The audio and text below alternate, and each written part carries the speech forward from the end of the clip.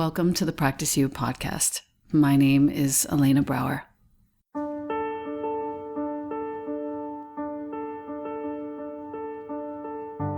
Together, we'll explore and enjoy content and conversations around mastering transitions in our relations, our wellness, our careers, our families, and especially in our missions and visions. You are invited to learn and love and listen with me. Welcome to Practice You.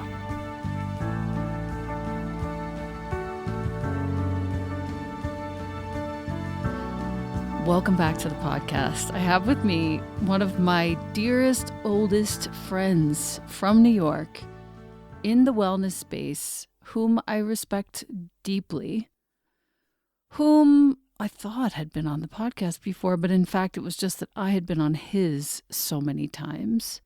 His name is Shannon Algeo. Shannon, I love you and welcome to the podcast. Elena, I love you. Thank you for having me. Oh my God. Of course. Let me introduce my listener to you. You have been named one of the 35 under 35 in wellness to watch by Wanderlust. You are a celebrated speaker, writer, coach, yoga, nidra, and meditation teacher. Your podcast is called Soul Feed, and I've been on it a couple of times, and it features interviews with truly iconic cultural and spiritual leaders like Dr. Chopra and Carolyn and Marianne Williamson, many, many more. In your coaching practice, you work with clients to heal old patterns of trauma so they can show up in the world with power and presence and purpose. You do great work. I've seen it happen. You are really well respected around the world, and you have a new book out. And the book, dear listener, is awesome. It's called Trust Your Truth. I, as usual, have pulled out a few pages with which I would like to sort of start us off today. And then I'll go into the questions that I think we need to sort of address. But I want to go first to page 108, which, by the way, I didn't mean to do, but 108, the auspicious. Let's do it. The very bottom of 108, rage responsibly. Okay, this sort of stood out to me because I know you and I both have a very real tie to our activist side. And there is a lot to be angry about. Now, we are recording this after Joe Biden's inauguration and Kamala Harris, so we're on the other side of that whole story. However, we find ourselves in the middle of a country where half the country voted for Donald Trump. Half the country believes this pandemic is a farce. Half the country believes there are no masks to be worn and they shouldn't be worn because it's not real. And the other half of the country, of which we are a part, believes and knows that these hospital beds are few and far between. We have doctors in our lives who are a shell of their former selves because of how hard they have to work to help people stay comfortable even though they are going to die. Half the country believes that we really need some sort of unifying principle. And raging has happened here. The line that you start with, lashing out in rage, can be very harmful and even dangerous, but suppressing rage can be equally harmful because it gets stored away, builds up, and guarantees future harm. Now, we have seen that future harm on the steps of the Capitol and those 5 people that died. To handle rage healthily, it must be wielded consciously, like fire. Fire can safely light a candle. It can also grow to burn down hundreds of thousands of acres of land. We've seen it all happen this year. When you see rage within yourself for what it is, which is a deep, and this is a beautiful line, a deep and desperate outcry for help, attention, love, and care, you can begin to parent yourself and wield this fire in ways that are non-harmful to yourself and those around you. So my listener, have you had this happen recently where you've been so angry and you didn't know where to put it and you didn't know what to do. Maybe you acted out against yourself. Maybe you acted out against somebody you love who loves you back. But did you possibly see it as an outcry for help, love, and attention and care? Did you possibly parent yourself? This, Shannon, honestly, is among the top 3 teachings of this book. Mm. And I want to thank you for it. Some healthy ways to release rage. Listener, you ready? Get your pen. Beat your mattress with a pillow. Do it. Beat Do it. your mattress with a pillow, okay? So pillow fight with your mattress. Scream at the top of your lungs. Sometimes I do that into a pillow. Sometimes I do that whilst hugging a tree. Do both at the same time. Anything you can do to sweat. I have found that since I sweat every day, like strong sweat every single day, I don't get mad. Like even when Jonah is a jerk to me or James is a jerk to me, which is rare, but it happens, I don't get mad anymore because I've sweat that day and I don't feel that sort of, for lack of a better word, fire rising up. You can also furiously journal your stream of consciousness. That's something that I do in the mornings. And once the energy of rage is released, you say, and then I'm going to have you say a few words, you can process what it's all about and ask yourself the following questions. This is valuable, my listener. Seriously, keep your pen and your journal open. Where in my life might I be betraying myself or giving my power away right now? Is this rage historical? Is it situational? Or both? Very often mine is both. What needs to be released? I would add in my own words, is it a belief? Is it a pattern? Is it an opinion? And how can I release this rage without harming myself or others? Where did this come from, Shannon? It's such good wisdom. It's like you're 85 fucking years old.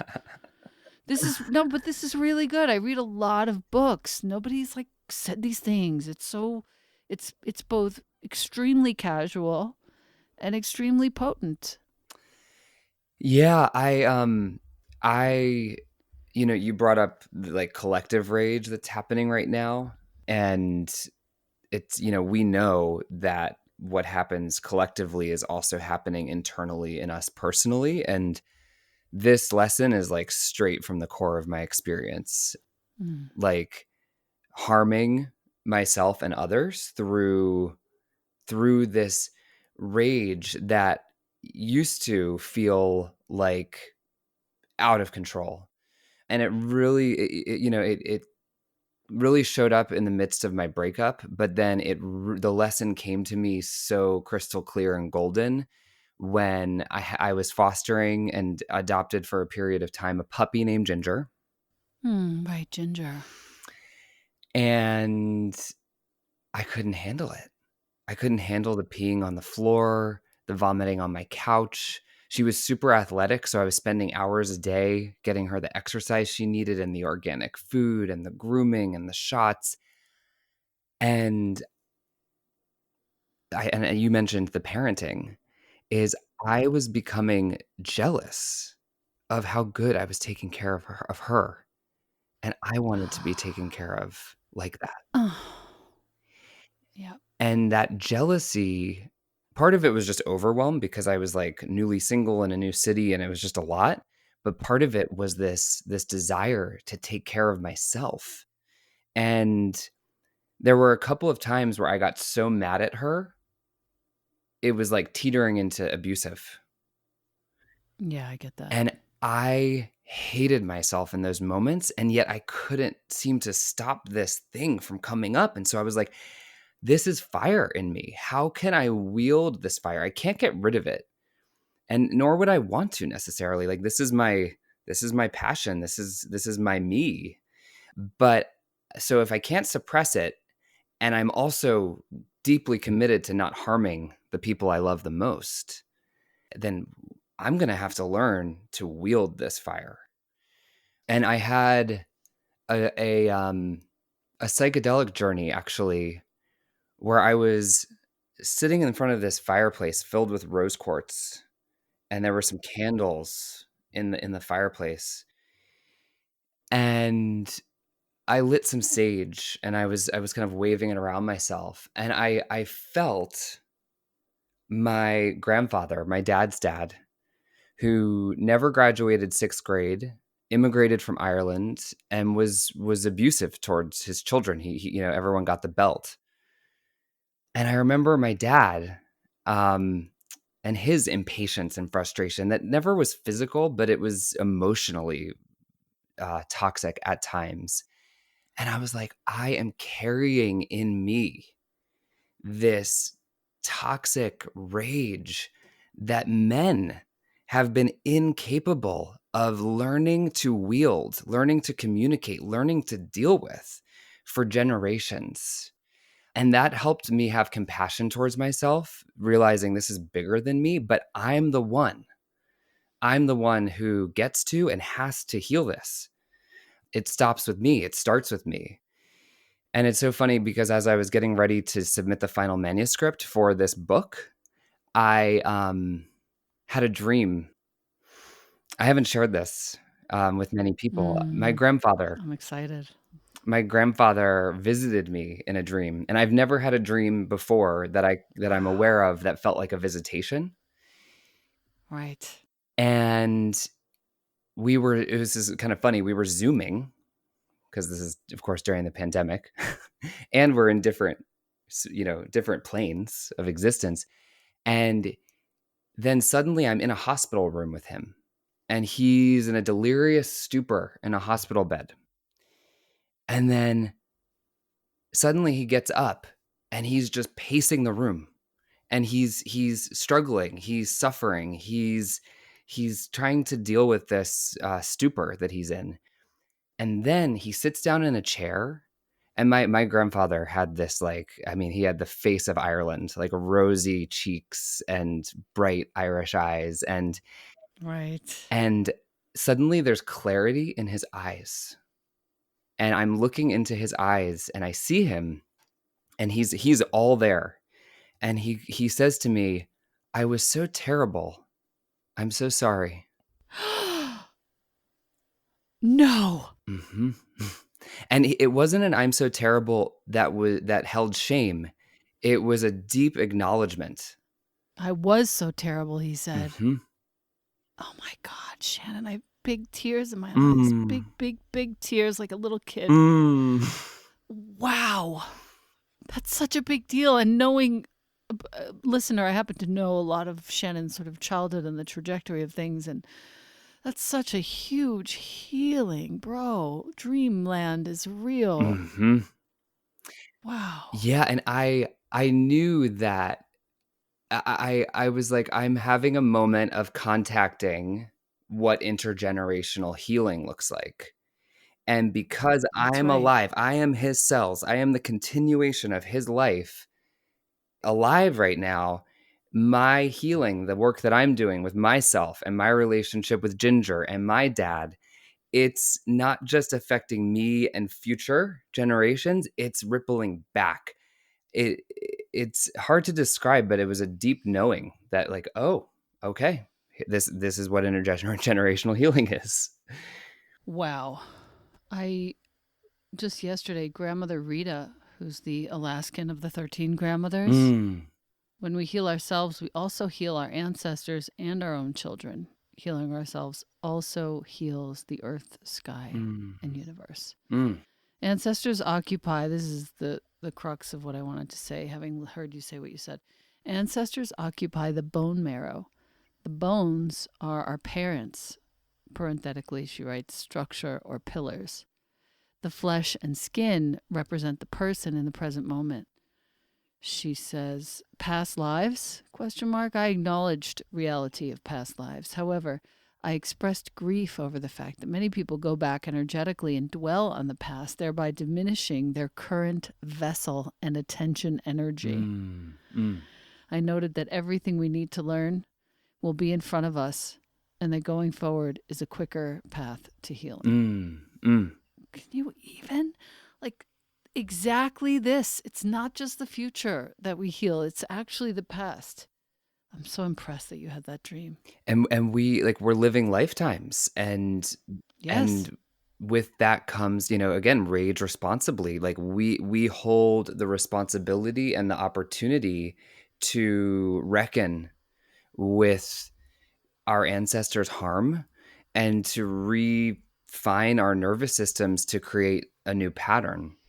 Mm. And that's why, I used to, I think this is important to say for the listeners and for people who struggle with rage or any really really intense emotion that takes over, is I used to not let myself hit the pillow on the couch or the bed because I judged the rage so much and I didn't want to feel it. So I pushed it down so hard Yeah. that Yeah. then Yeah. when Ginger peed on the floor, I just lost it. So now Yeah. I'm like, no, grab the pillow, beat the shit out of the couch, and that's With the totally pillow. okay. Like, that's healthy, All right. and it's okay that I'm having this emotion, but it's not okay to harm.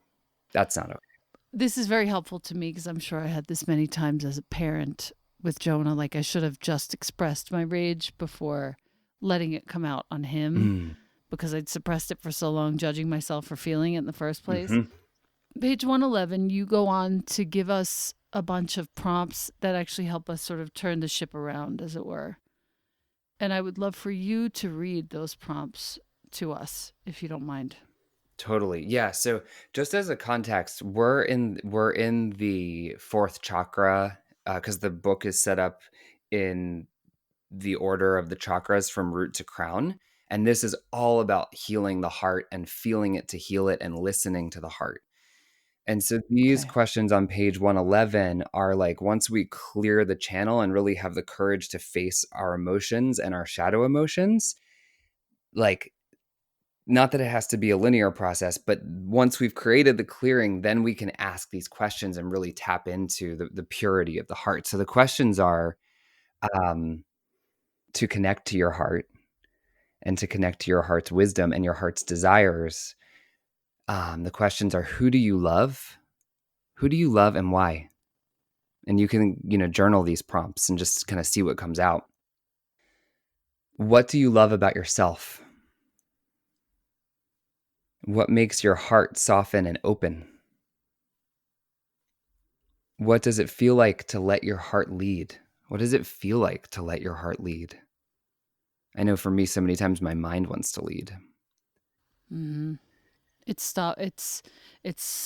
a much more creative space for me. Mm. And we can see that too, Elena, like, what happens when you Hmm. let your heart lead. Totally. And then I think there's 3 more questions here. If you fully trusted your heart as a trusted leader in your life, where would it guide you? Dang. That one's potent. That one was the one that was like, I'm gonna have Shannon read these. They're so good. They're so good. Yeah, like if I really let this heart lead. You remember that song, Scrub? Like, I don't want no scrub. There's that line on the No, passenger I don't side. want no scrub. Scrub is the Cause guy I who gets can't get your no love from me. hanging on the So passenger good. side of your best friend's ride. So Try to holler at me. yeah, that's it. That line is actually in a different part of the book, that, to let your mind be on the passenger side of your best friend's Mm. ride, and Mm. the heart, like, what happens when the heart gets to drive? Got it. Got it. That's great. That's helpful. Yeah, well, just the final 2 questions here are, in your heart of hearts, what does your soul crave that your mind may not be aware of yet? And what do you most desire? What do you most desire? Mm. These are good prompts, solid prompts. When I went through the book and, of course, found Tracy's name in the throat chakra section, Mm, she is like the most killer quote um, that you pointed out for us. I'm going to read it to you. I love this one. When you recognize truth, truth has a vibration. The more you practice, the more you attune yourself to the vibration of truth. And you go in to talk about sound vibrations, but I take this in such a big, huge scale. And I just want our listener to know the truth really does have a vibration. I need to say this, it's not the vibration of excitement. It's not the vibration of a dopamine hit. The truth has a vibration like a mountain. Mm. And if you're listening to us and you feel very strongly that the truth is out there and the change is coming and that there are lions and sheep and that you're the one who's awake and everyone else is asleep, I dare you to consider that every truth that you have quote unquote discovered has an element of a dopamine hit to it. And that's exactly what they want you to feel. Mm. This is really The real important what you're truth, saying. I know, the real truth is mountain like steadiness. Mm. That came up for me when I was reading this whole section. And I love how you talk about singing, you talk about Om. Read a listener, you're going to love the way that he creates the teaching around Om, waking, dreaming, deep sleep, and the void. Just solid, solid. I can tell you've been studying. I can tell you've been taking your time with this. I feel there was no rushing in this book. And that's why you're here. Yeah, I mean, this has been the book writing process is almost 3 years since I started working on the proposal, and during that 3 years, I was studying with Tracy and, Yep. Yep. Chanti Tacarante Perez, both who've studied Mm-hmm. with Rod Stryker and you, and I know you, like, you all have studied together in the yoga nidra practice and with Rod, Mm-hmm. and Tracy's teaching, as well as Chanti's, and their training together really helped me to slow the movement of my body, of, like, the New York City rushing and the fast-paced yoga practice and this kind of like intensity of movement. Of course, I still utilize those practices, but to layer in the yoga nidra practice of deep rest, that's where I got to experience the wisdom of that mountain that Tracy so embodies through her teachings and through her wisdom. Is that, to read her quote again, when you recognize truth, truth has a vibration. The more you Yes. practice, the more you attune yourself to the vibration of truth. And it's hard to talk about this because it's such an Mm-hmm. experience, an embodiment of, like, when you reach that mountain, when you get to that, wherever the peak is on your hike, there is an experience of steadiness, and of peace that can't really be named in words, but is much deeper than that hit of dopamine that you're talking about. Right. Um, it's not like there's nothing cheap or No. quick Right. about it. Right. Right. Um, it's remembering the deep wisdom that lives in our cells. It's not like adding something to us in order to get more wellness or get better or develop ourselves or fix ourselves. It's just softening and surrendering, like we do in the practice of yoga nidra, into our wholeness that's already there. That's the Yeah. truth. Yeah. It's funny. She walked up this mountain behind my house the other day with me. Mm. And I was thinking about that mountain as you were talking. And when you do get to the top of any mountain, I don't even think, there needs to be a metaphorical mountain, but just think about an actual mountain hiking. You always get to a place where you can feel thousands, if not millions of years of slow, incremental building, movement, growth, shifting of tectonic plates. That thing is not moving anytime soon. And that, I think, is the crux of the vibration of truth. There's no movement there. It just is what it is. And Yeah. that wisdom that comes from that steadiness, that mountain connection that we're tapping into right now, like, that is so much of what our world needs right now. I mean, when you think about Mm-hmm. the fast-paced nature of society with then technology woven into it and the speed at which our brains are firing from our phones, Mm. it could be so easy to miss the wisdom that lies beneath the surface of just having that experience that you just described. Like it's, Yeah. and we need to be tapping in, I believe, to that kind of truth. Yeah. There's there's a lot of wisdom that follows this particular the throat chakra chapter. We get into chapter 6, ajna, the third eye. You have a beautiful meditation regarding the light, both literal and figurative, in the center of your brain. That healing light energy that sort of illuminates all the little corners and crevices, the dark things, the light things, and everything starts to receive the warmth of this light. I I want to just say it's nice to see your progress. It's beautifully written, Mm, and I felt it upon reading it. I didn't even need it to be said. mm, So that says a lot. And that chapter is actually really beautiful. I appreciate it. What's the disempowering shame loop that we're in?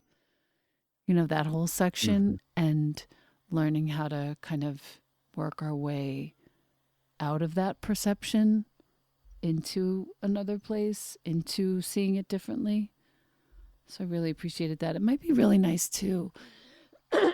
Pardon.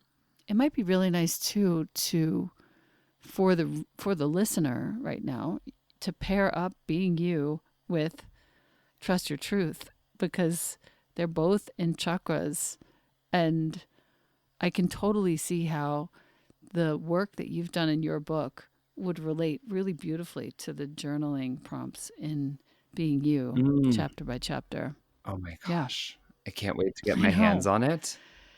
Yeah, you have one coming. I wanted to make sure you had one.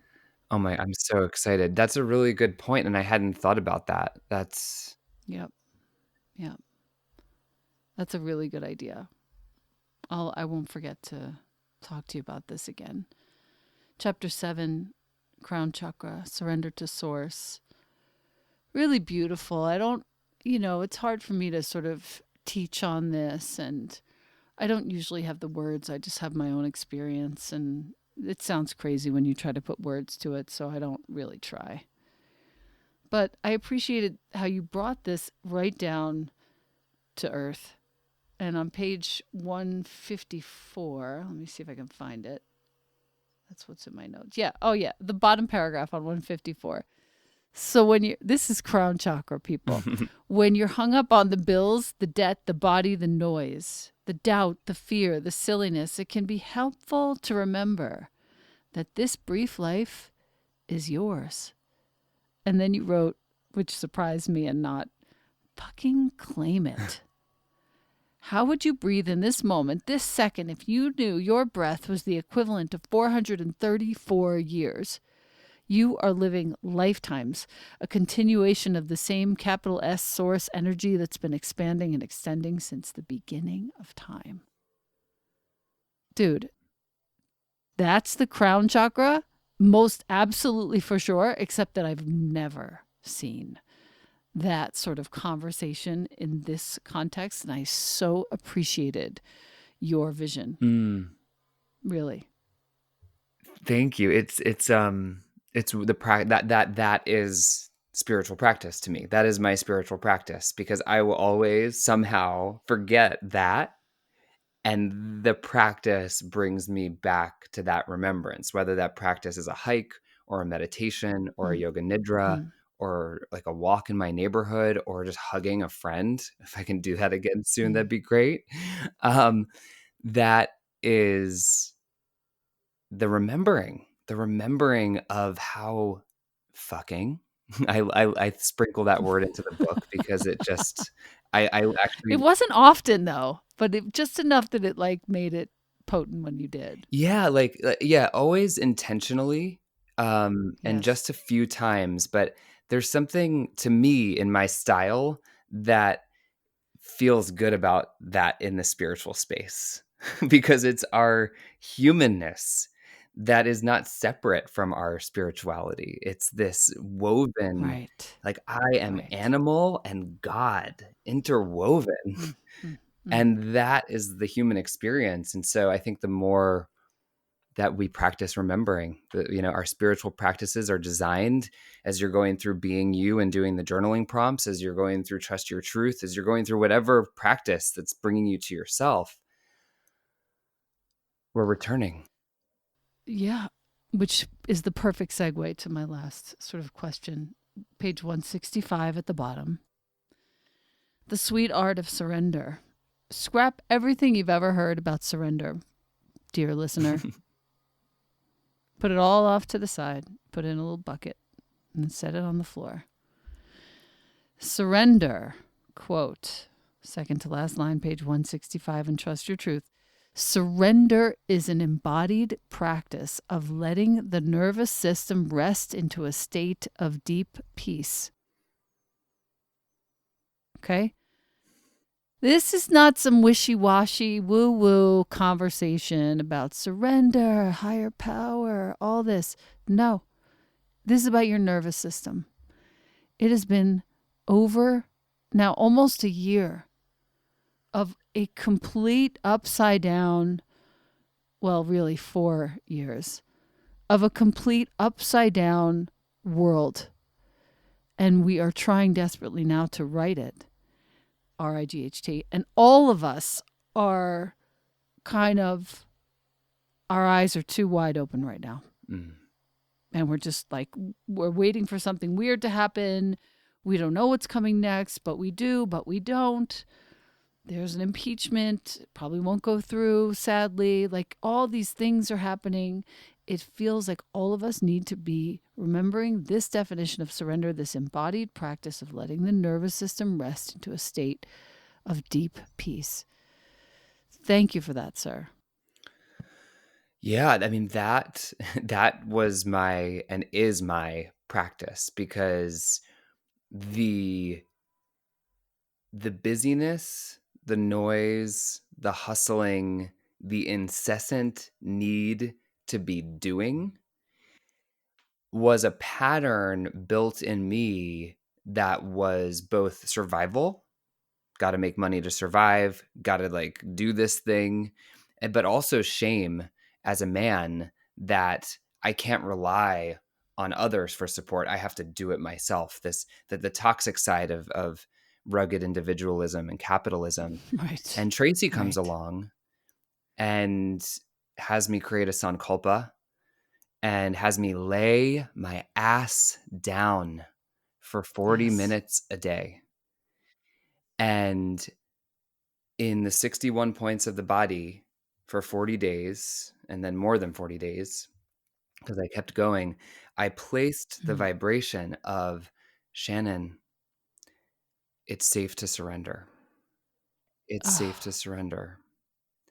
It's safe to surrender. Every, not as I mean, yes, a mantra, but as an embodied Sankalpa Nidra mantra of placing that vibration, not just the words, but the essence of that Sankalpa in my body. And it started to soak into my skin and my flesh and my nervous system in a life altering, transformative way of like, even no matter what's happening in the world, I can let myself surrender for a few minutes. That's okay. yeah.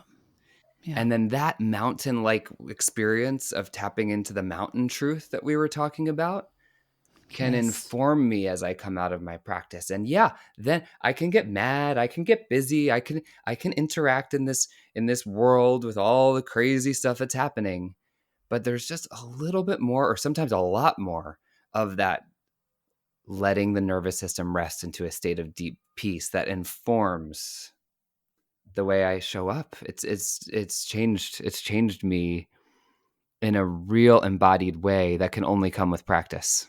I almost wish we'd done a previous interview before this because you would hear, my listener, the difference in Shannon's very core, like the resonance of his voice, the cadence of his words, the rhythm, and everything that he's saying is completely different than what it used to be.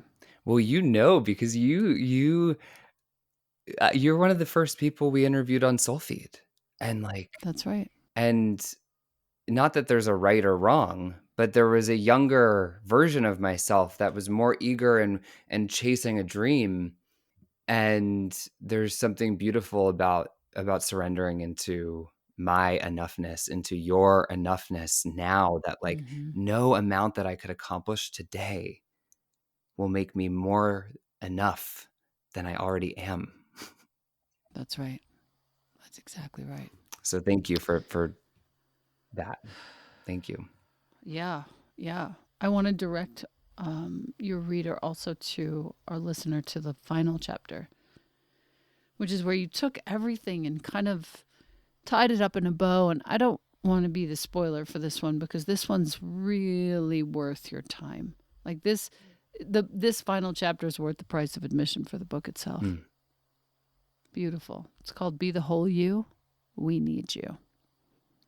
I'll leave it there. I have 3 questions that I ask my guests. Most of the time, I actually stopped for a little while because there were other pressing current events and things. The first is, in your world personally or in the larger vast world, what needs healing right now? Mm.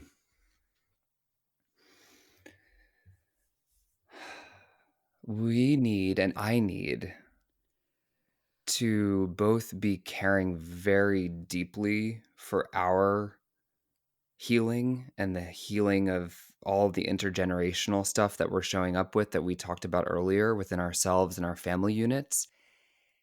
And we also need to be actively out in the world looking at the systems that are perpetuating that harm, um, on some more than others. And I think the constant weaving of that integration is what's up for me and all of us right now. Yeah, that's well said. Did a nice episode with Carrie I listened to that it. came out last week. You I did. did. That's nice. I did. She's such a good egg. She's so good for all of us. She's helped me so much, with my individuation process of, who does Shannon need to be to Mm. tend to my dharma and my activism, and, now they don't Mm. feel so separate, but for a while, it was real clunky. So if anyone's struggling with, how do I deal with white supremacy? How do I deal with, just continue to reckon and struggle and feel the discomfort of that, because I think we can all polish into a more integrated version of ourselves and how we're showing up for these issues that aren't disconnected from what we're already doing right now. Yeah. That episode I think was helpful, especially for the white listener who feels like when somebody says whiteness or white supremacy, they feel sort of like, ooh, not me, or they feel, ooh, why are you being so harsh? You know, it's it's just what is. It's not actually. It's like the mountain. White supremacy has the resonance, has that truth resonance like a mountain. It is. Yeah, and when It's not something that we're choosing. It is. mm, exactly. And I still, to this day, I'll see white supremacy or whiteness and I'm like, oh, I don't feel like it right now. I don't want to be Yeah. white shamed right Yeah. now. And then I'm like, Shannon, this isn't personal and this is not about you. Mm-mm. This is a system you're Right. swimming in. This is the mountain of truth. Totally. So Totally. so I think we turn away when we feel shame, but when we remember it actually doesn't have anything to do with us at our core, it's just the system we're swimming in, then we can show up and be adults in the room and say, well, how am I going to interact with this? Help. Yeah. Yeah. Yeah. Fix, be part of the solution going forward. Exactly. The second question, what is your favorite view? And this can be existential, it can be literal. My favorite view. Yes. Mm, I love this. It's so funny, right? My favorite view is I'm in graduate school right now for depth psychology.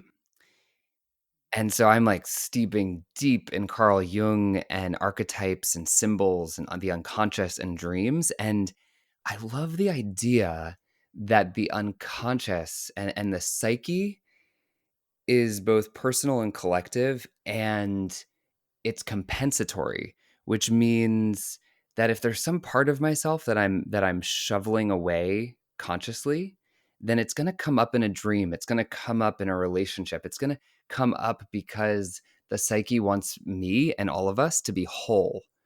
So this idea, this view of like working with the unconscious as this thing that wants to bring us into wholeness makes me feel so held. I just love it. Mm. That I get. That I totally get. And, well, let me leave that there. I want to ask you the last question because it's a bigger one. Okay. What does prayer mean to you?